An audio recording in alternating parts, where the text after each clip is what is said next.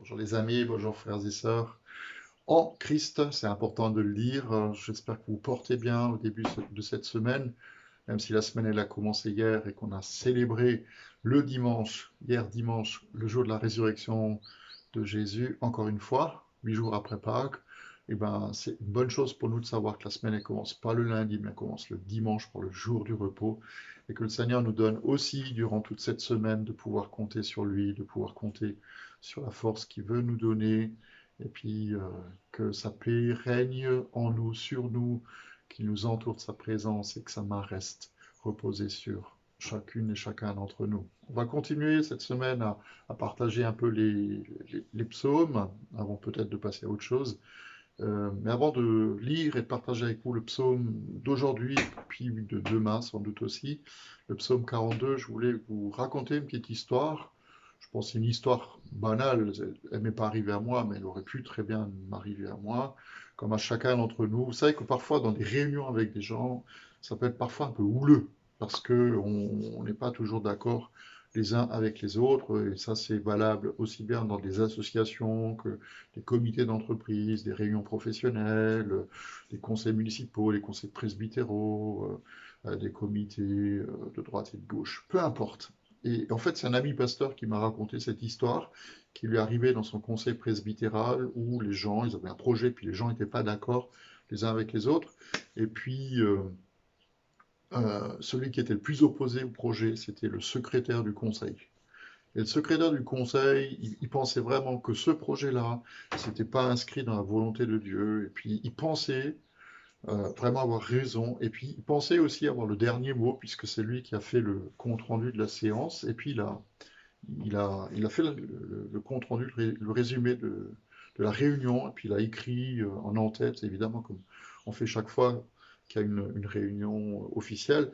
Il, euh, il a mis les présents, bah, tous les membres du conseil qui étaient présents. Et puis, en dessous, absent, dans la ligne absence, chez les absents, bah, il a juste mis 4 lettres, c'est Dieu. Dieu n'était pas là. Alors c'est une manière peut-être un peu présomptueuse de dire les choses, Dieu n'était pas là parce que lui n'était pas d'accord. Peut-être même une manière un peu enfantine de dire les choses. Mais je pense que ça mérite un peu réflexion parce que parfois dans nos vies, on peut avoir l'impression que Dieu n'est pas là, que Dieu est absent. Un peu comme cet homme a écrit dans son registre, bah, Dieu il n'est pas là, Dieu il est absent. Et, euh, et ça nous est arrivé sans doute aussi à chacun d'entre nous de penser à un moment donné que si Dieu avait été présent dans telle et telle situation, dans telle et telle circonstance, les choses ne se seraient pas passées de la façon dont elles se sont passées. Et voilà. Alors on peut penser à notre vécu, on peut passer à plein d'expériences où on a subi peut-être des blessures de la part des gens, ou des problèmes qui nous sont tombés dessus qui n'étaient pas prévus, ou alors aussi des injustices qu'on a pu subir. Et puis ça peut taper fort.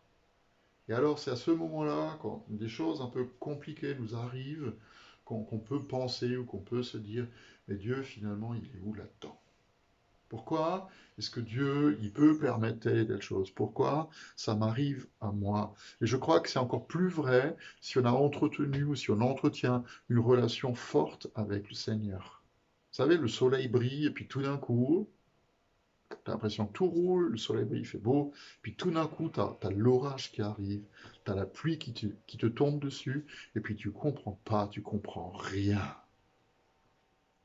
Et quand tu as l'impression que la bénédiction coule, et puis tout d'un coup, la- la malédiction, elle semble te coller au basket.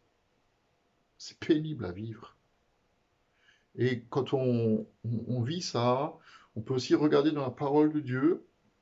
La parole de Dieu, on réalise qu'il y a des hommes et des femmes de Dieu qui ont fait exactement la même expérience. On peut penser à Moïse qui, sur sa conduite, la direction du peuple d'Israël, il râle contre Dieu en disant, mais pourquoi tu m'as refilé cette histoire, cette affaire. Pourquoi est-ce que je dois conduire le peuple? C'est un peuple qui râle tout le temps, c'est un peu comme les Français. C'est un peuple qui râle tout le temps. Pourquoi tu m'as choisi, moi? On peut penser à Élie qui, dans sa dépression, il cherche la mort, il comprend pas pourquoi lui, présomptueusement, mais lui qui était le seul vrai prophète encore debout en Israël, il se retrouve tout d'un coup en danger de mort, et puis il comprend pas que Dieu l'ait abandonné, et puis il veut mourir. On peut penser à Pierre qui a renié Jésus alors qu'il prétendait que si tout le monde l'abandonne, ben lui, jamais il va abandonner Jésus.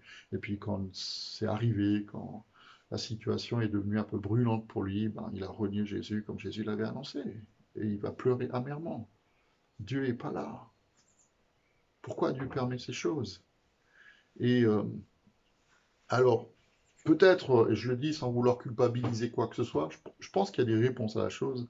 Une des réponses, c'est pas la seule, et comme dit, c'est pas pour accuser qui que ce soit, je pense que je m'accuserai aussi moi-même, mais une des raisons, c'est sans doute que, à force de vivre une relation avec Dieu euh, qui est bonne, on peut facilement rentrer dans une espèce de routine, une atmosphère un peu familière, où tout baigne, mais où on risque à un moment donné de manquer de vigilance et puis d'oublier que nous faisons partie de cette création, nous, ici, on a les pieds sur terre, de cette création qui soupire, qui gémit, qui attend, qui espère et qui souffre.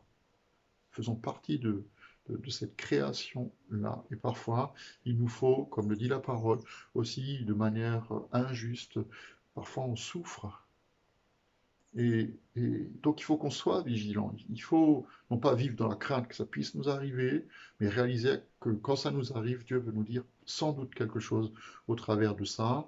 Et puis il ne faut pas non plus qu'on oublie qu'une relation, que ce soit une relation en amitié, une relation avec des gens, c'est une relation qui s'entretient. Et avec Dieu, c'est exactement pareil. Quand je suis en relation avec lui, j'ai besoin d'entretenir ma relation avec lui. Et le psaume qui nous apporte une réponse à cette question de l'absence de Dieu, c'est le psaume 42. Alors, le psaume 42, il a été écrit par un psalmiste. Alors, on ne sait pas trop qui c'est, on sait juste que c'est un des fils de Corée ou des descendants de Corée. Euh, Probablement qui a été exilé, qui est loin de Jérusalem, qui est loin du temple, et puis qui se plaint de la situation. Il ne comprend pas que lui qui autrefois était plein de joie, quand il rencontrait Dieu, tout d'un coup cette joie l'a quitté, et il ne peut plus rencontrer Dieu de la même façon. Et voilà ce qu'il va dire dans le psaume 42, et j'aime bien l'introduction de ce psaume. Elle dit: Comme une biche soupire après des courants d'eau, ainsi mon âme soupire après toi, ô Dieu. Mon âme a soif de Dieu, du Dieu vivant. Quand donc pourrais-je me présenter devant Dieu? Mes larmes sont ma nourriture, jour et nuit, car on me dit sans arrêt: Mais il est où ton Dieu? Je me rappelle avec émotion l'époque où je marchais entouré de la foule, où j'avançais à sa tête vers la maison de Dieu, au milieu des cris de joie, de reconnaissance, de multitudes en fête. Pourquoi être abattu, mon âme, et gémir en moi? Espère en Dieu, car je le louerai encore. Il est mon salut et mon Dieu. Mon âme est abattue en moi. Aussi c'est à toi que je pense depuis le pays du Jourdain, depuis l'Hermon, depuis le mont Mitséar. L'abîme appelle un autre abîme au fracas de tes cascades. Toutes tes vagues et tous tes flots passent sur moi. Le jour, l'Éternel m'accordait sa grâce. La nuit, je chantais ses louanges. J'adressais ma prière au Dieu de ma vie. Je dis à Dieu, mon rocher, maintenant, pourquoi m'as-tu oublié? Pourquoi dois-je marcher dans la tristesse sous l'oppression de l'ennemi? Mes os se brisent quand mes persécuteurs m'insultent et me disent sans arrêt: Où est donc ton Dieu? Pourquoi être abattu, mon âme, et pourquoi gémir en moi? Espère en Dieu, car je le louerai encore. Il est mon salut et mon Dieu. Comprenez ce que j'ai dit tout à l'heure? Et comme dit, c'est une introduction. Demain, on va continuer. Parfois, notre âme, on peut être dans la joie, puis tout d'un coup, notre âme, elle est abattue, on est chargé, on est fatigué, on a l'impression que c'est l'ennemi qui prend le dessus, et puis Dieu nous a abandonnés. Et c'est à ces moments-là, je crois, à l'écoute aussi de ce psaume 42, qu'il faut qu'on fasse ce que le psalmiste va faire, c'est parler à notre âme. C'est essayer de dire à notre âme, de parler à soi-même et de dire: Mais pourquoi est-ce que tu gémis, mon âme? Il faut que tu espères en l'Éternel. Et c'est une invitation pour nous, frères et sœurs, c'est une invitation pour nous à ne pas nous laisser abattre, mais à redire encore et encore: peut-être en se souvenant aussi du passé, on le verra demain, peut-être en s'appuyant sur la parole, en saisissant les promesses de Dieu, de continuer à espérer contre toute espérance. Non, l'abîme n'est pas obligé d'appeler un autre abîme.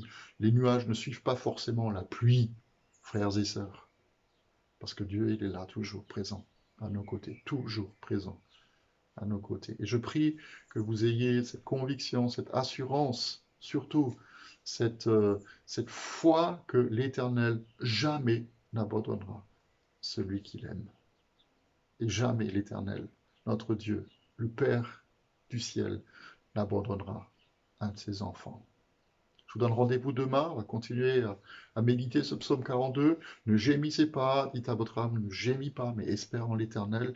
Et puis on verra comment on peut faire de manière pratique et concrète demain. Je vous souhaite une bonne fin de journée, soyez bénis, soyez surtout dans la paix et que la force du Seigneur soit renouvelée en vous.